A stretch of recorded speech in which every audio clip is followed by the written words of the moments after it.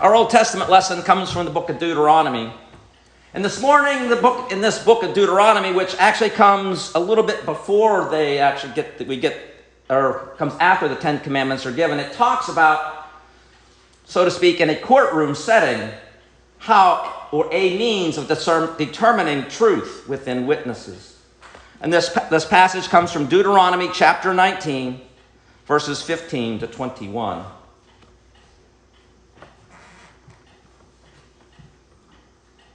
One witness is not enough to convict anyone accused of any crime or offense they may have committed. A matter must be established by the testimony of 2 or 3 witnesses.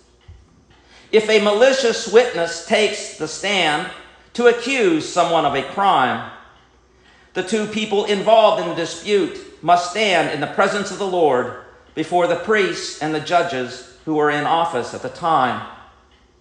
The judges must make a thorough investigation, and if the witness proves to be a liar, giving false testimony against a fellow Israelite, then do to the false witness as that witness intended to do to the other party. You must purge the evil from among you. And the rest of the people will hear of this and be afraid, and never again will such an evil thing be done among you. Show no pity, life for life, eye for eye, tooth for tooth, hand for hand, foot for foot.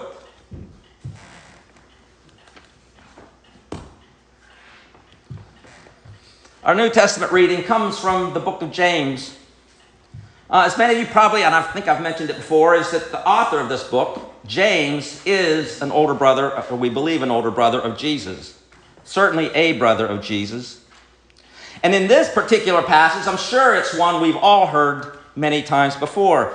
James shows us how an unruly tongue, or shows what the damage that can be done by an unruly tongue. All the damage that one small tongue can cause. And the reading comes from the book of James, chapter 3, verses 1 through 18. And then I'm going to jump and read verses 11 and 12 from chapter 4. The words of James.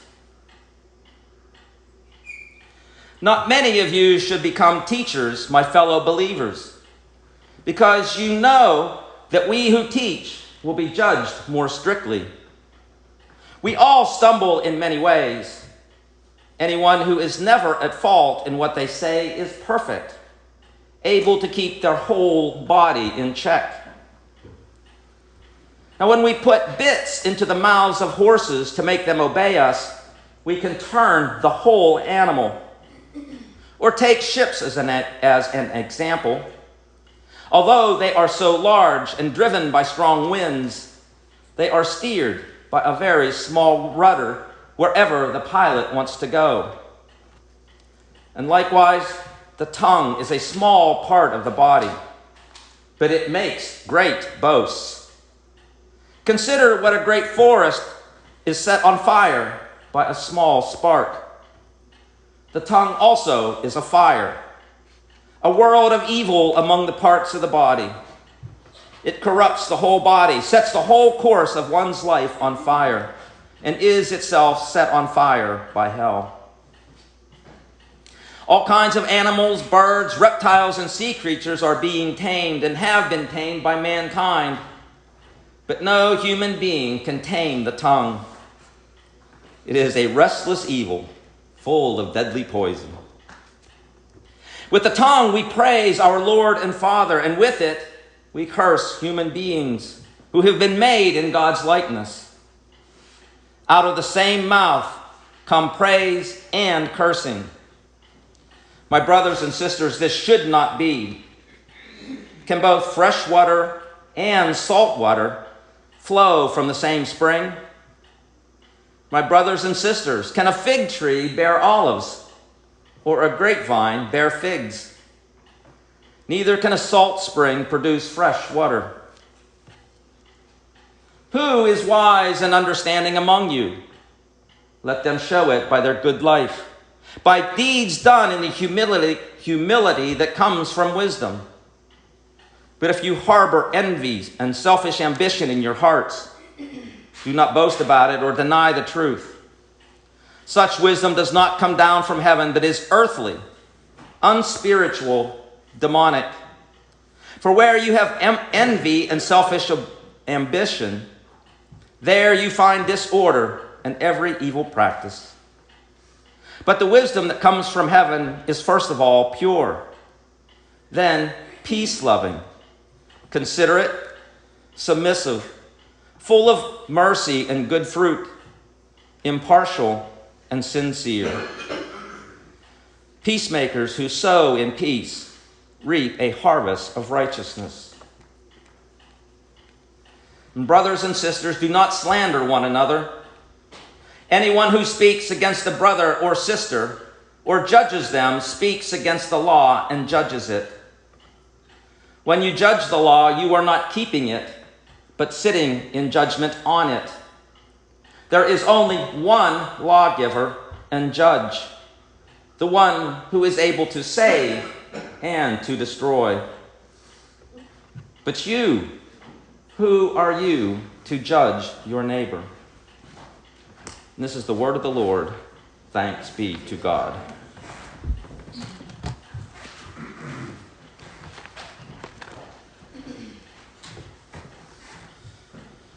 I came up with a title for this one. The title for this sermon is Goodness in Truth. As I look around the congregation, maybe not quite as many as I thought when I first started writing this, but I imagine at least some of us grew up watching Perry Mason.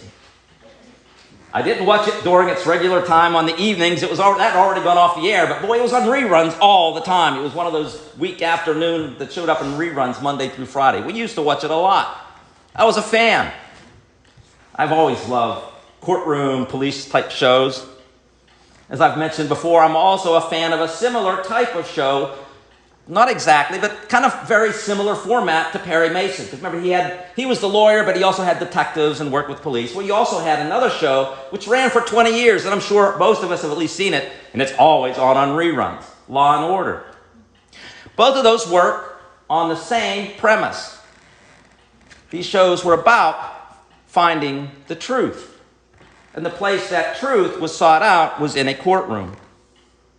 In a courtroom where, under the guidance, the jurisdiction, if you will, the control of a judge, the two sides, the prosecution who's making the accusation and trying to prove a crime, and then, of course, the defense.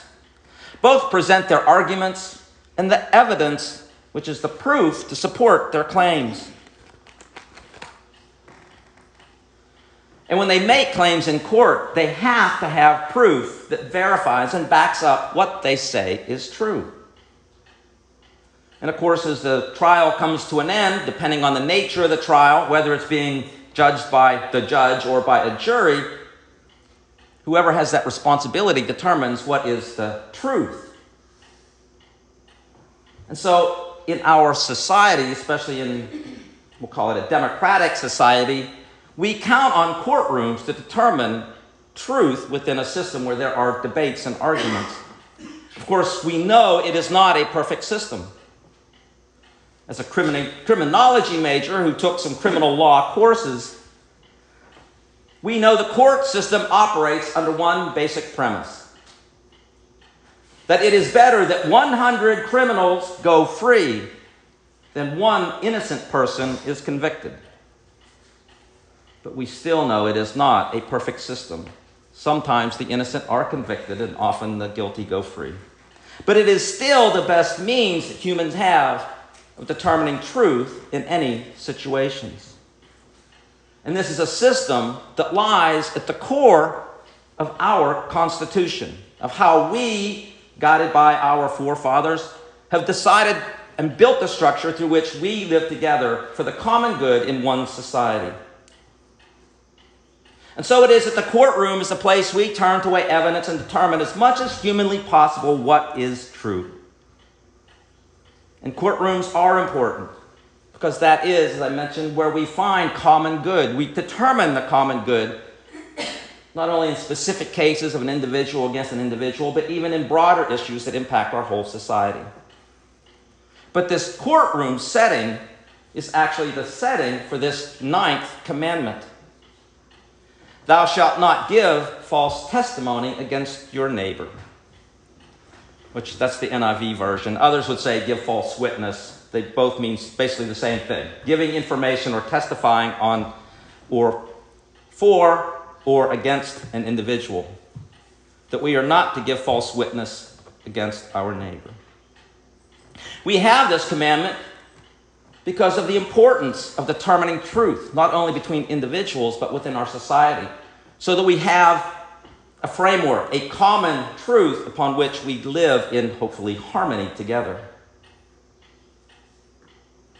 But of course, we don't always live in harmony. So what happens when justice is perverted towards one side or another of a debate or an issue? What happens when greed or pride or lust for power infiltrates into that system and perverts it and twists it? When false claims are allowed to be used within a courtroom without the facts or proof to support them? All of these things can be done through bribery and false claims. And when these things happen within our court system, propaganda and lies replace truth. Truth is squelched and truth is silenced. And when it happens broadly enough, public truth can disappear. Instead, truth becomes lies which serve only partisan interests. And when that happens, when one side has undue power, those without power suffer. Suffer at the hands of those who are wealthy enough to manipulate the system, the influential who have the power to influence the courts. And so the importance of us having a unified society, living together as one people, whether it's in the United States or any other country, a basis of truth is important for the society as well as within individual relationships. And I know we certainly see this truth. I'll deal first with struggles within our society. I think one of the things that lies at the core of some of our issues is this debate about what should be allowed on various web-based social networks. This ongoing debate about Facebook and Twitter, and I know there's other ones out there. I'm not familiar enough with all of them to be able to, but those are the two most popular ones I think that I'm aware of anyway. Because on those sites, people can pretty much write, publish, whatever you want to call it. They can post on those things pretty much whatever they want to say, even if they're publishing a false witness. Now that's bad enough that people publish false information. But what becomes divisive is when people believe anything they read without making the effort to verify what they have read.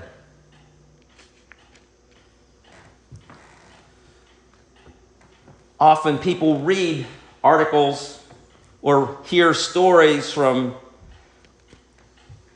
one place, but they don't bother to go other places to see, I wonder if that's true or not. Let me see if someone else is reporting the same thing, or if this is a standalone, isolated issue, and then maybe we should take that with a grain of salt.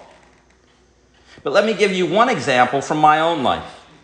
If you are ever writing an academic research paper, and you can reference some sites online, or a news story from some sites, you have to make sure that that is verified. And there are some places you cannot use in a research paper because that's simply not reliable. As a guide, the information you want to use in this paper must be published in multiple sources. Or in addition to the story from one person, you will need to be able to reference some sort of a topical expert who verifies the information in the story you've read. and perhaps even offer factual information supporting the claim.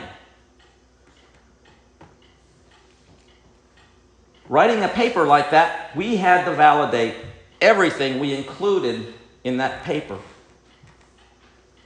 Which kind of goes back to what we heard in our writing from Deuteronomy this morning, that one witness was not substantial to convict anyone of a crime, that it took at least 2 or better 3 witnesses to convict someone. Well, that's the same basis, the same premise upon which we were required to write our papers. And if our professor felt we had not fully substantiated, it would definitely result in our final evaluation, our final grade. Or another way it shows up in broader population. Many people, many of us, tend to watch only one news network. You kind of know what I mean. Those who are conservatives tend to watch conservative news stations, while those on the other end of the political spectrum tend to only watch those types of news channel which tend to lean their opinions in that direction. But when people only watch one side or only hear one side of a debate or an argument on a subject, they never truly fully understand all aspects of the issue. For how can we truly understand both sides of the issue and come to our own understanding of what the truth might be if we don't truly understand the points, both the pros and the cons of any issue?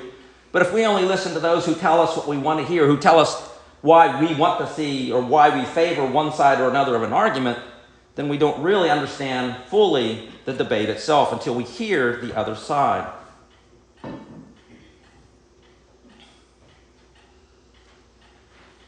I think one of the reasons people tend to want to only hear one side is because we like to hear what we want to hear. We want to believe the politicians or the people we like, especially if they tell us what we want to hear. We don't want to hear people who say something different. People don't like having their beliefs challenged. People don't like to be, as we used this a couple of weeks ago, people don't like to be told that they're wrong. They don't want to accept that. Maybe I have a stance in here that isn't consistent with some of my values. Maybe if we look deeper at things, maybe we have to accept the fact that at times we're wrong. But people don't want to do that, and they don't want to have their belief systems challenged. And so people tend to read and believe what they want to hear and limit themselves to those people who tell them what they want to hear. And unfortunately, in those situations, we often or sometimes can be led to believe things that may not be, we'll call it just truth, fully true. And I think the reason this is so hard on our society is that when people truly get to that point, these debates then lead to unhealthy relationships. Or maybe I should say the breakdown of relationships. Over the last 10 years or so, a lot of politicians especially who have served for 20, 30, 40 years in Washington, D.C., as they were leaving, stated one of the poison of the current atmosphere in Washington, D.C. is that political parties have always disagreed. And when they were on the Senate floor or on the House of Representatives, when they were convening and debating and arguing, it got pretty nasty at times. But the thing was, in those days, back a few decades ago, they would go out to dinner after their daily debating and arguing on the floor. They would go out to a restaurant, have dinner, Republicans and Democrats, and talk about what was going on with their families. How's your wife doing? How's your child doing? How about your parent? What's going on with you? What's new? They cared about each other as human beings. They continued to disagree and fight and haggle, but they respected themselves as human beings. They loved their enemies. But the problem is, today in politics, and even in the broader part of America, I truly believe we think of ourselves less and less as brothers and sisters Americans, and we've divided ourselves into political parties. We tend to place a greater value on being the member of a political party than we do about recognizing the fact that we're all Americans. We have a different vision of America, but how that vision plays out is based upon how the majority of Americans vote at a ballot box. It's not for us to turn our debate and haggle into a personal argument where we start calling each other names, learn to hate each other, and can't stand to be on the same floor with each other, let alone to work together for the best vision of America between the different parties, between the different people representing us all there. So I just think that's the sense of not having a commonality between each other and not being willing to work towards a common truth, that we allow it to break down our relationships. And that's, to me, that's kind of the core of why our country has become so divided. And unfortunately, I believe a lot of that truly comes and begins with those who are leaders. Almost to the sense that in Washington, D.C., political adversaries, they don't even see each other as Americans anymore, but almost like an enemy to be overcome. But let me get back to truth. Truth requires listening to all sides of a discussion.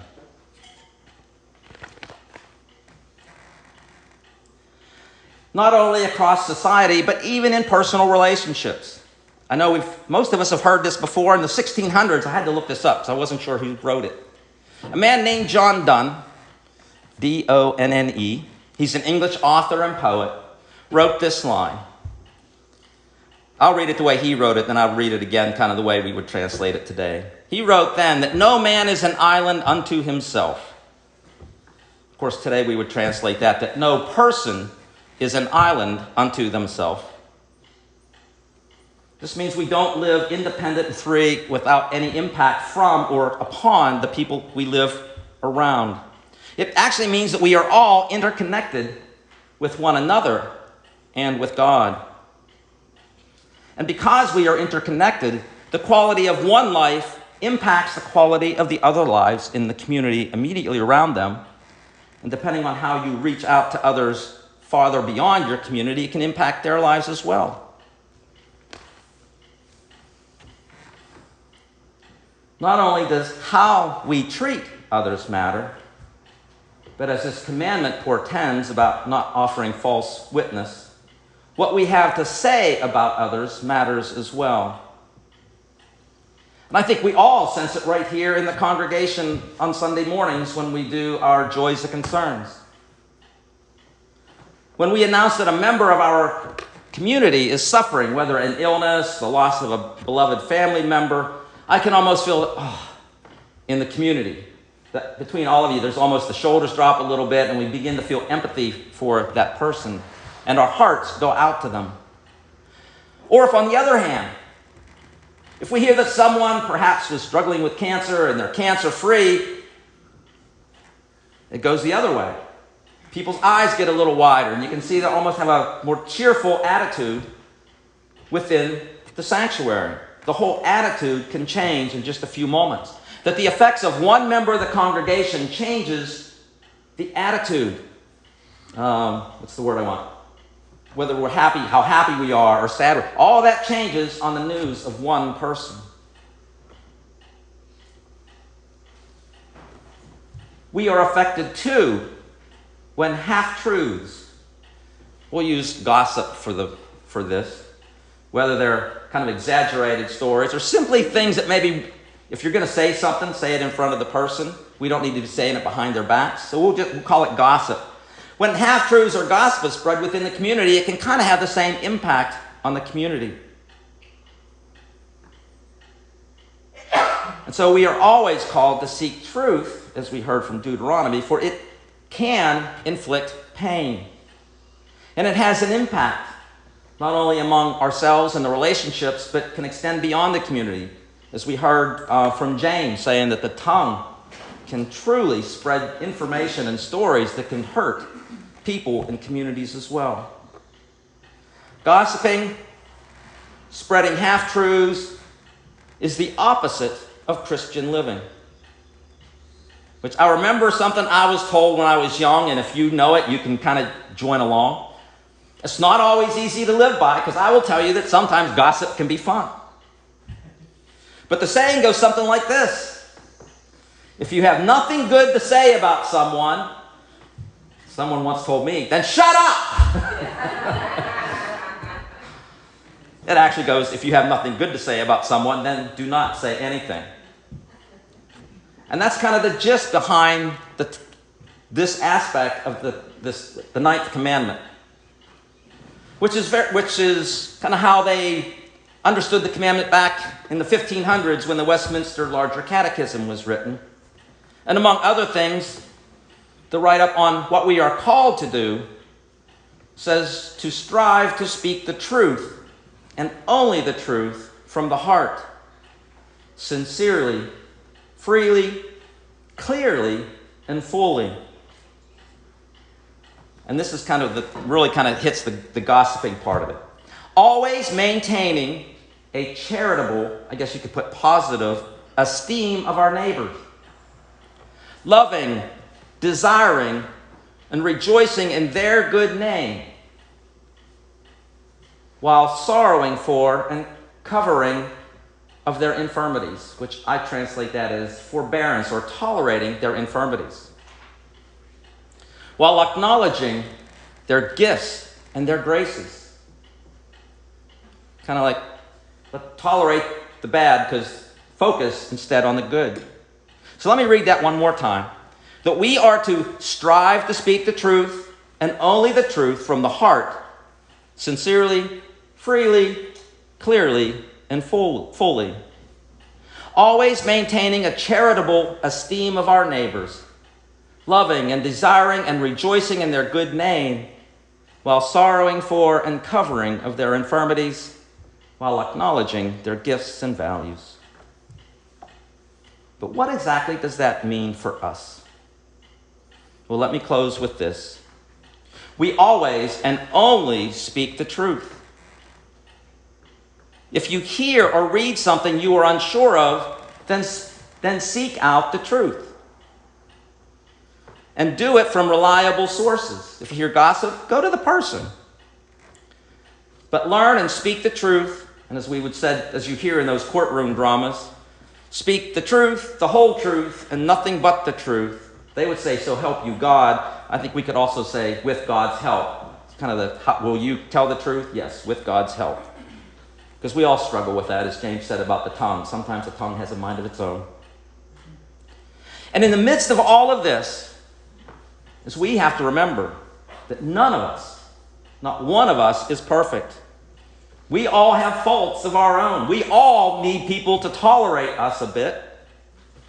No matter how much we love one another, there are times when we aggravate each other. Therefore, treat others the way you want them to treat you. Like I said, it's not always easy. But I know we hear some chuckling going on in different parts of the room. Okay, we got some people who struggle with this. I'll tell you, I think the people I have the biggest trouble doing this with is my own family. We know each other so well, and it's just, we take them for granted sometimes. But remember that none of us is perfect. So treat others the way you want them to treat you. Striving always to think the best of others, and tolerate their flaws the way you want your flaws to be tolerated.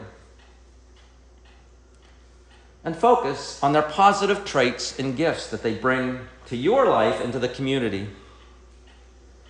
And as we do that, always do for them as you want them and God to do for you. Amen.